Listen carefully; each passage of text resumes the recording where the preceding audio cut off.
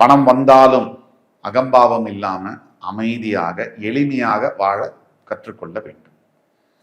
அடுத்த பாயிண்ட் என்ன? 11ஆம் வீட்டுக்கு சனி வர்றதுனால கோர்ட்டு கேஸ் ரிஷபராசியில யாருக்காவது இருக்கு, பூர்வீக சொத்து, முன்னோர்களுடைய சொத்து இதெல்லாம் இருந்ததுன்னா உங்களை கண்டிப்பா ஃபேவரபிளா உங்களுக்கு கேஸ் பண்ணும்.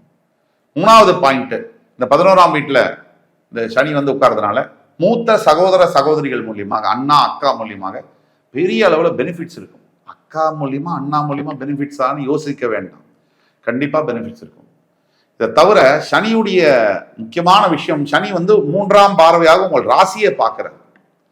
அதனால ராசியில எதுல கவனமாக இருக்கணும்னா, சனியுடைய பார்வை ராசியின் மேல விழுகிறதுனால கொஞ்சம் மெத்தனம் இருக்கும்.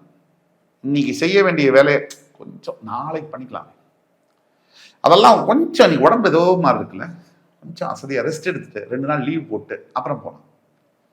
ஆபீஸ்ல இருக்கவங்களுக்கும் நம்மளுடைய பெருமை தெரியட்டும், ஆபீஸ்ல இருக்கவங்களுக்கும் நம்மளோட பெருமை தெரியட்டும் அப்படின்னு நினைக்க வைக்கும். இதெல்லாம் வெறும் மாயையே, நம்ப வேண்டாம்.